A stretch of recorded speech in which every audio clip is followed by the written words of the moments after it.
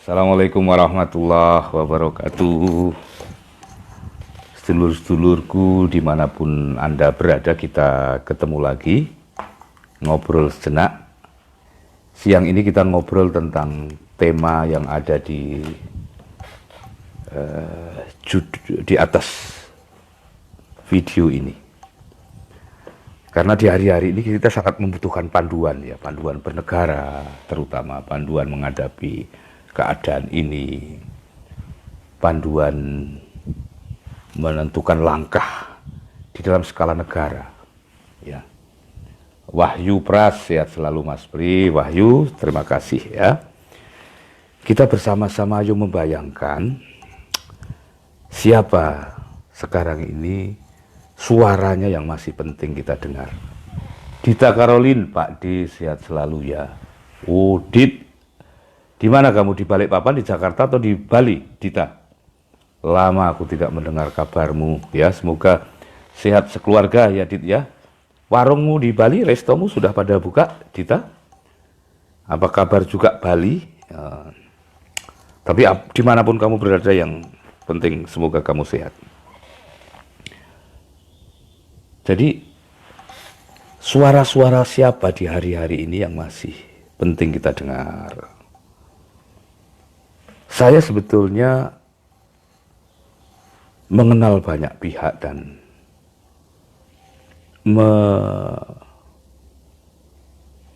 berharap kepada banyak pihak yang saya kenal itu.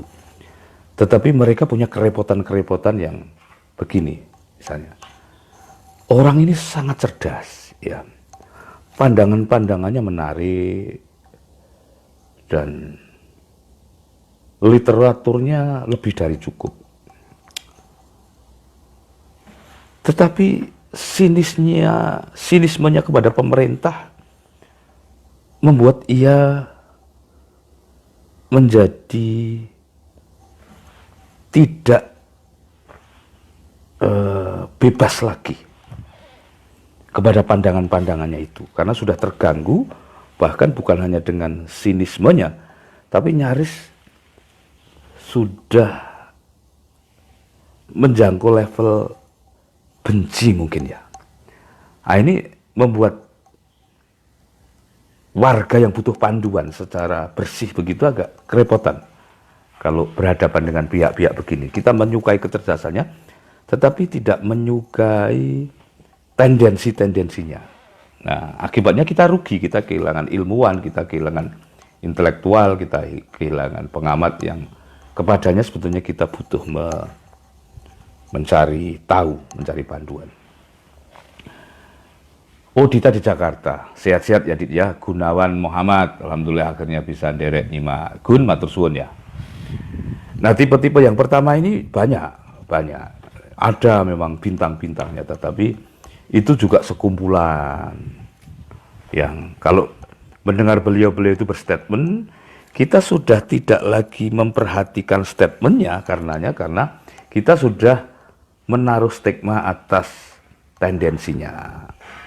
Apapun yang datang dari beliau-beliau ini, di perasaan kita ini, bisa saja perasaannya juga bias kita ini, tapi itu tidak terhindarkan. Ya sampean sudah kepalang benci dengan pemerintah, kira-kira gitu. Jadi ada semacam resistensi di dalam psikis kita itu. Ini rugi sebetulnya, rugi bersama. Karena beliau-beliau itu bisa jadi pandangannya kepada pemerintah benar, kritik-kritiknya benar.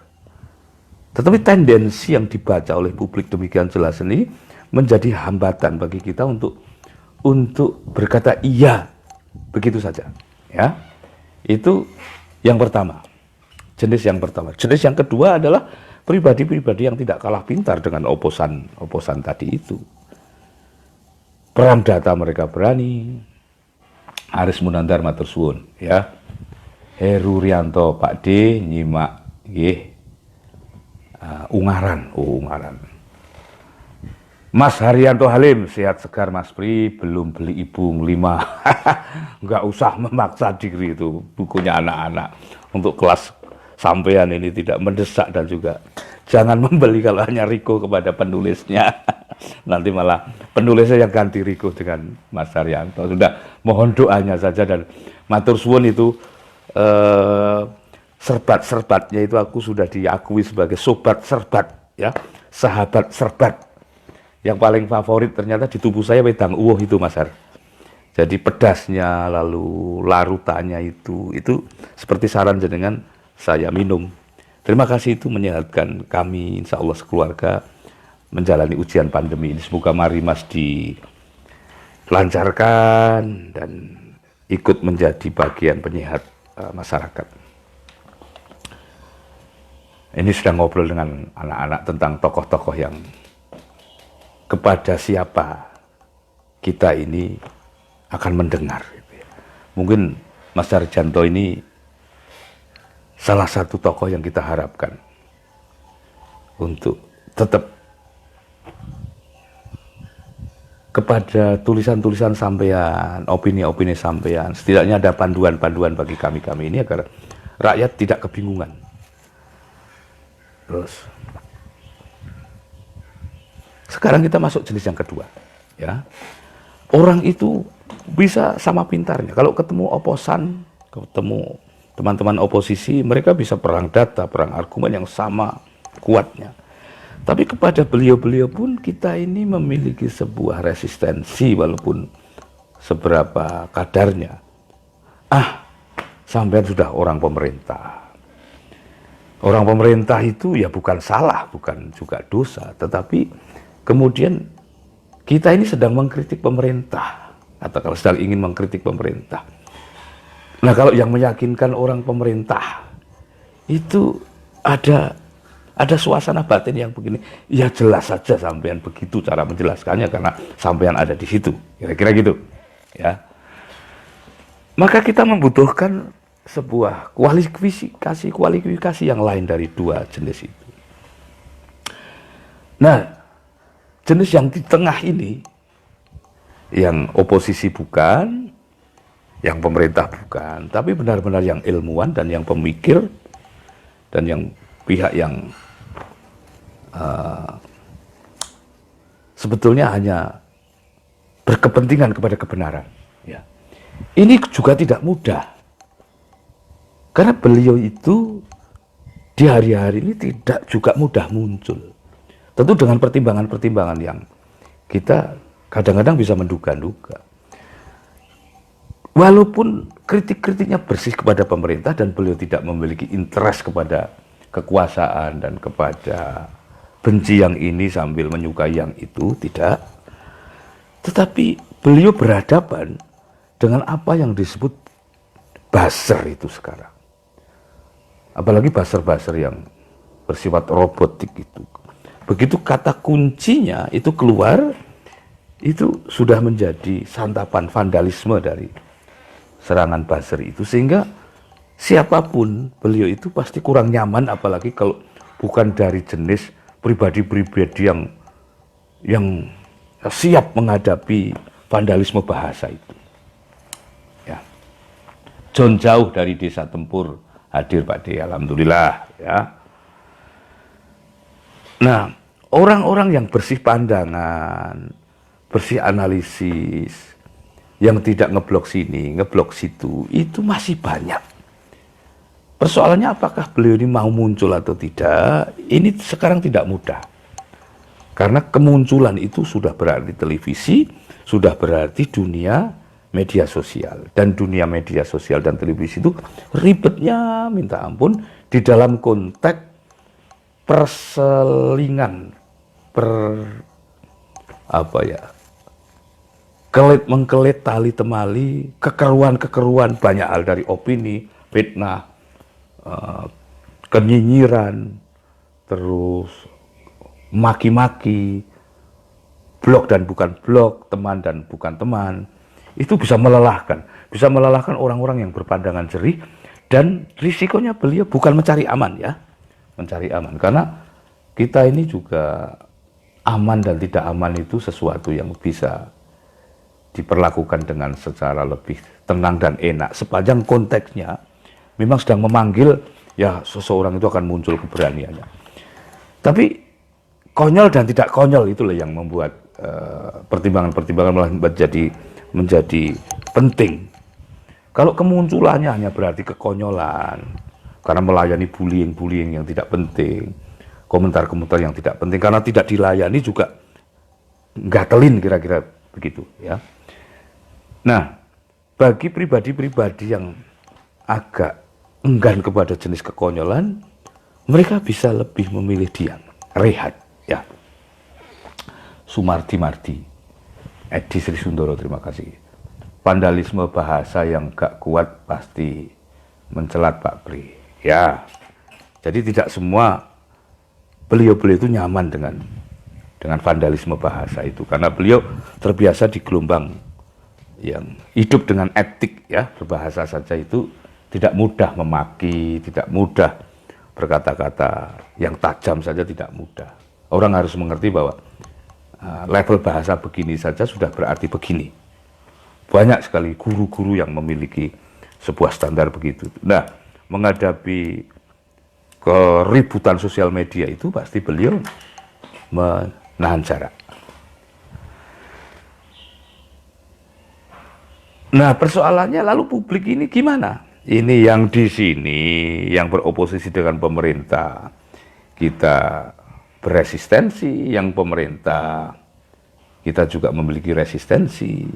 Yang di tengah menahan diri, kita bisa kehilangan panduan. Itu kerugian besar di dalam tata kelola sosial di hari-hari ini. Apalagi di Jakarta sudah PSBB total lagi. Itu artinya memang ada perencanaan-perencanaan yang kita wajib bersama-sama sebetulnya untuk mendorong pemerintah ini agar memiliki sebuah set plan yang padu gitu ya, tidak bersifat spekulatif dan hit and run, terus uji coba yang tampak setiap keputusan-keputusan ini kita pertanyakan, ini visioner tidak sih kira-kira? Apa hanya keputusan-keputusan pragmatis yang tidak menjangkau sebuah visi yang menyeluruh gitu ya. Nah, bukan tugas rakyat, karena rakyat itu nggak ngerti begitu-begitu itu. Yang ngerti mestinya para ahli, ya pemerintah, dan bahkan oposannya itu. Celakanya kalau oposan itu kalaupun pinter, suaranya kan juga sudah tidak nyaman didengarkan oleh kubu pemerintah itu. Pemerintah itu walaupun pinter, tetapi kalau menutup-nutupi sebuah fakta yang akan mengganggu kredibilitas pemerintah, ya kita juga menjadi tidak nyaman. Nah, figur-figur di tengah ini juga kalau menahan diri, kita rugi karena kita kehilangan bimbingan dari guru yang mestinya mengambil alih tugas-tugas kehumasan negara dan kehumasan oposan ini. Guru yang di tengah ini juga bisa mengkritisi oposan, mengkritisi pemerintah, karena ia berada di kubu masyarakat. Nah, sampean kalau punya nama-nama itu, tolong saya dikabari, ya, agar beliau beropini, membuat live Instagram, membuat live YouTube, yang kepadanya pemerintah mendengar, oposan juga mendengar. Saya percaya orang-orang semacam itu masih ada dan banyak. Nah, sementara sambil menunggu yang di tengah ini muncul, ya, ini tip saya untuk mencari panduan-panduan yang bersifat pribadi. Edi Sri Sundoro, mugi tansah pinaringan kesehatan, Bapak nderek nyima. Oke, Ed, ya, moga-moga. Aku sudah melihat itu promo bakmimu itu, terus Ed, ya, bagus itu flyer-flyermu itu. Dan jangan berhenti, kita jangan lelah dan jangan kecil hati kepada seluruh tantangan. Adi Rahman, salam sehat Pak Bris keluarga. Mas Adi, matur suwun sudah bantu-bantu ngupdate YouTube, yaitu cover di tayangan Mas Adi yang kemarin itu bagus-bagus, lebih bagus dari isinya itu, dari covernya itu lebih bagus. Matur suwun, kita terus rawat YouTube kita, Mas Ade, walaupun tidak banyak yang nonton, tidak banyak yang subscribe, tapi itu bukan alasan bagi kita untuk tidak bergerak dan bekerja sesuai dengan peran kita, ya. Nah, ini cara saya untuk mensiasati persoalan ini. Kalau pikiran saya sedang penat, saya sedang butuh berdiskusi, saya butuh pandangan-pandangan yang dalam, yang luas, yang tinggi, saya mendatangi guru-guru saya yang tidak terkenal secara media, karena memang beliau tidak butuh. Yang juga follower itu gak penting bagi beliau. Umat juga tidak maniak kepada umat itu ya. Tidak mengkapitalisasi massa.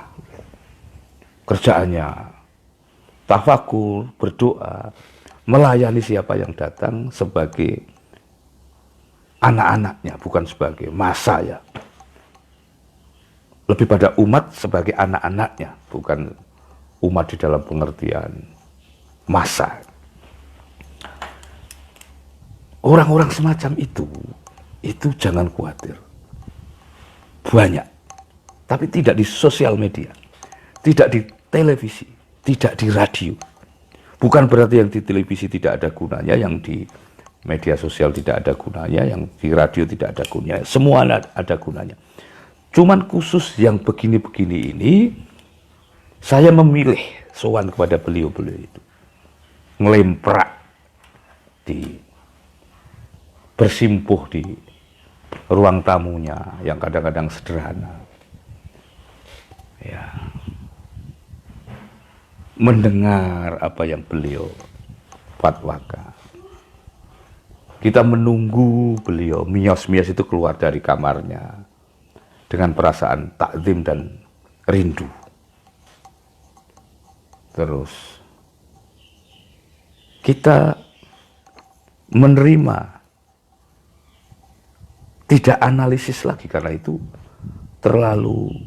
mungkin terlalu teknis bagi beliau kalau harus membaca skema politik, membaca skema manajemen pandemi atau tunjangan BLT, atau bukan beliau tidak menguasai, tetapi beliau adalah orang-orang yang sudah sampai level mendoakan dan menasihati saja. Biasanya kekeruan-kekeruan kita di media massa, di televisi, di informasi-informasi yang lalu lalang dengan keruh dan ruwetnya itu menjinak di depan guru-guru semacam ini. Kadang-kadang dengan nasihat sebenarnya. Ya sampun, bismillah saja, yang sabar sejenak ini Tuhan sedang berkehendak. Ya nanti kan yang salah kan ya kelihatan, yang benar-benar berpikir tentang negaranya ya kelihatan. Itu tiba-tiba kepala kita itu menjadi terang benderang oleh kalimat-kalimat sederhana tanpa analisis yang, wah datanya sekian, ini skenario planningnya begini, ini nanti pasti ada begini-begini, wah ini tahun 2000 sekian, pasti pandemi ini bla bla bla. Tidak serumit itu.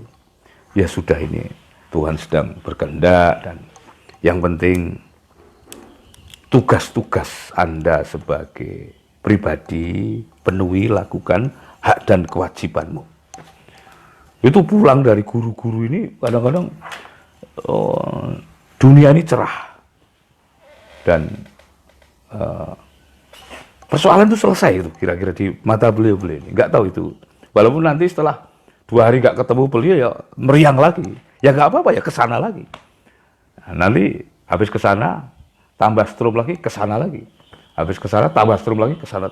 Kita harus membemperi kejiwaan kita benar-benar dengan sebuah kekuatan berlapis-lapis. Karena memang hanya kepada orang-orang yang dekat kepada Tuhan saja kita akhirnya di hari-hari ini meminta nasihat. Itu jernih, suaranya jernih. Orang-orang yang dekat dengan kekuasaan ya nggak terlalu menarik untuk dimintai nasihat. Dimintai proyek mungkin masih menarik ya, tapi proyek itu juga juga apa ya, hati-hatilah. Di era ini bukan proyek yang penting, kecuali proyek kemanusiaan. Ya, terima kasih. Siapa ini? Repotnya pemerintah sepanjang sejarah Indonesia selalu alergi kritik. Bedanya hanya cara serta sikap menerima kritik. Ada yang tegas, senyap, mematikan, dan seperti sekarang tetap sulit dikritik. Buktinya memasuki tetap masukan-masukan tetap didengar, bahkan yang kritik malah, oh ya, itu persoalan kekuasaannya begitu, itu dimanapun kekuasaan itu berada, sehingga kita mutlak harus mencari jalan-jalan yang lebih baik, jalan-jalan alternatif. Ya. Saluran-saluran kritik itu betapapun di Indonesia kan juga sudah sangat besar. Perkara digubris atau tidak itu soal nanti lah. Tapi cara kita mengkritik yang dipercaya masyarakat itu loh. Kita butuh figur-figurnya. Yang penting nggak mau digubris, yang penting masyarakat percaya kepada kritik itu karena muncul dari figur-figur yang begitu kredibel dan berwibawanya. Kita membutuhkan figur-figur itu, ya. Matur suwun sudah bersilaturahmi dan bermajelis di majelis sederhana ini. Wabillahi taufiq wal hidayah. Assalamualaikum warahmatullahi wabarakatuh.